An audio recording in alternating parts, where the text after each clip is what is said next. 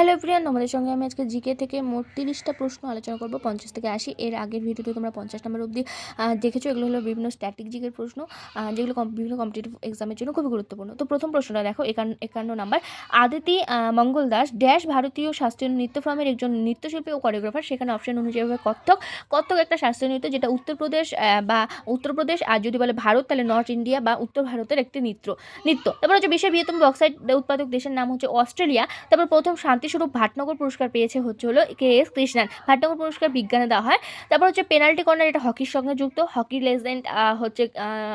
Legend নাম হলো ধ্যানচাঁদ, যার জন্মদিন হলো যার জন্মদিন উপলক্ষে হলো জন্মদিন তো তাই তো হকি লেজেন্ড ধ্যানচাঁদের জন্মদিন উপলক্ষে বিশ্ব ক্রীড়া দিবস পালন করা হয় 28শে ফেব্রুয়ারি। এক মিনিট, না এই খাতাতে নেই, সরি 29শে আগস্ট। ভারতের জাতীয় খেলারত্ন 29শে আগস্ট হকি লেজেন্ড ধ্যানচাঁদের জন্মদিন 29শে আগস্ট। সেই দিনকে হলো বিশ্ব ক্রীড়া দিবস বা ওয়ার্ল্ড বিশ্ব ক্রীড়া দিবস হিসেবে 29শে আগস্ট হচ্ছে মেজর ধ্যানচাঁদ হকি লেজেন্ড তার জন্মদিন উপলক্ষে 29শে আগস্টকে তার খেলা দিবস বা বিশ্ব ক্রীড়া দিবস হিসেবে পালন করা হয়। নেক্সট হচ্ছে কয়না কোন নদীর উপনদী? কৃষ্ণা নদীর উপনদী। মঞ্জিরা হচ্ছে গোদাবরীর উপনদী।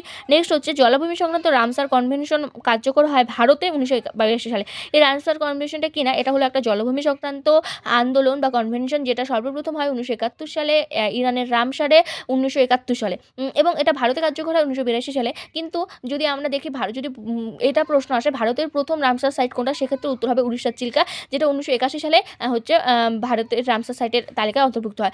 কিন্তু যদি আবার বলে কবে সেই রামসার কনভেনশনটা ভারতে কার্যকর হয়, তাহলে হবে 1982। নেক্সট হচ্ছে এ প্যাসেজ টু ইংল্যান্ড, এটা লিখেছে নিরস্ত্রী চৌধুরী। তারপর চিত্রালেখক রবীন্দ্রনাথ ট্যাগর। রক্তকরবী, এটা রবীন্দ্রনাথ ট্যাগর বা রবীন্দ্রনাথ ঠাকুরের লেখা। রাশিয়ার চিঠি লিখেছে Rabindranath Thakur. A bend in the river লিখেছে VS নাইপল। তারপর VS নাইপল লিখেছে। ব্রোকেন উইংস লিখেছে Sarojini Naidu. Between the lines, এটা লিখেছে Kuldip Nayar. Between the lines. 1084 মা লিখেছে মহর্ষদা দেবী। ইচ্ছামতি লিখেছে বিভূতিভূষণ বন্দ্যোপাধ্যায়। ইচ্ছামতি, তারপর হচ্ছে আরণ্যক, এগুলো সবই বিভূতিভূষণ বন্দ্যোপাধ্যায় লিখেছে। আরণ্যক এটা একটা খুব গুরুত্বপূর্ণ বছর, যেটা কম্পিটিটিভ এক্সামে এসেছিল কোন WB বা KP হবে। তারপর প্রথম প্রস্তুতি যেটা লিখেছে আশাপূর্ণ দেবী। আশাপূর্ণ দেবী এর জন্য হলো জ্ঞানপীঠ পুরস্কার পেয়েছে 1976 সালে। Discovery of India Jawaharlal Nehru লিখেছেন। তিস্তা পাড়ের বৃত্তান্ত লিখেছেন হচ্ছে দেবেশ রায়। তারপর আবল তাবল সুকুমার রায় লিখেছে। A village by the sea লিখেছে অনিতা দেশাই। পুতুল নাচের রীতিকথা মানিক বন্দ্যোপাধ্যায়ের লেখা।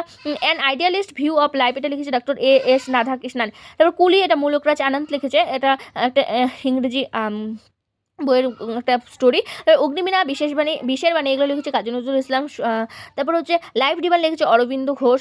দেবদাস লিখেছে শরৎচন্দ্র চট্টোপাধ্যায়। আর গোল্ডেন থ্রিসাল্ট, এটা লিখেছেন সরোজিনী নাইডু।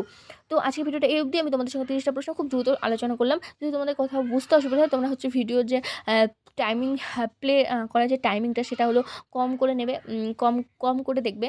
যদি আমার কথা বুঝতে অসুবিধা হয়, আমি আস্তে কথা মানে ঠিক বলতে পারি না, এইভাবেই আমি নিজেও পড়ি এবং এইভাবেই তোমাদের সাথে ভিডিওটাও আমার এইভাবেই কথা চলে আসে।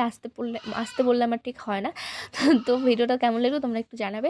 আর যারা ভিডিওটা লাস্ট অবধি দেখলে তাদেরকে অনেক অনেক থ্যাংক ইউ। আজকের মতো এই অবধি। আবার কোনো নেক্সট ক্লাসে দেখা হচ্ছে। টাটা।